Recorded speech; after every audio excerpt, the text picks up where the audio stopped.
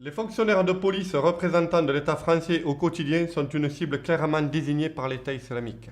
Pour la Fédération professionnelle indépendante de la police, la légitime défense du citoyen et la légitime riposte du fonctionnaire face à l'agresseur ont toujours été des revendications fondamentales. Nous avons toujours demandé que soit mis en place une légitime défense spécifique à la police nationale.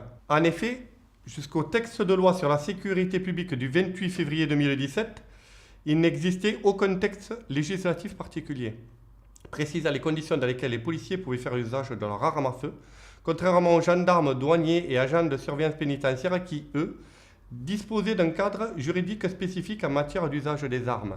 Face à la colère policière, à l'incompréhension des citoyens devant la multiplicité des agressions, face à une justice laxiste, miséricordieuse envers les auteurs, mais impitoyable envers les victimes, qui se défendaient et très soupçonneuse envers les fonctionnaires de police utilisant leurs armes, l'État s'est trouvé obligé de faire évoluer l'usage de l'arme au sein des forces de sécurité.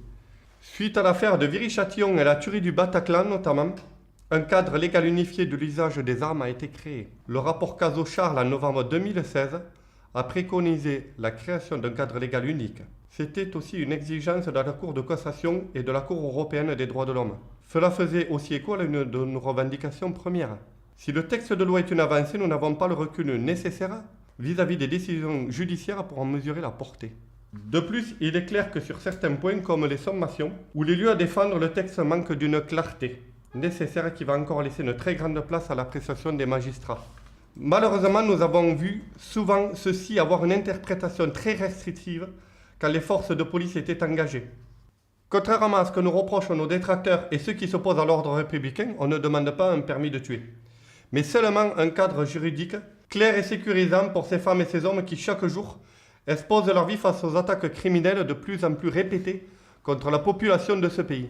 Nous nous battrons toujours pour les policiers et à leur côté pour que leur sécurité et celle des citoyens qui protègent soient une priorité absolue.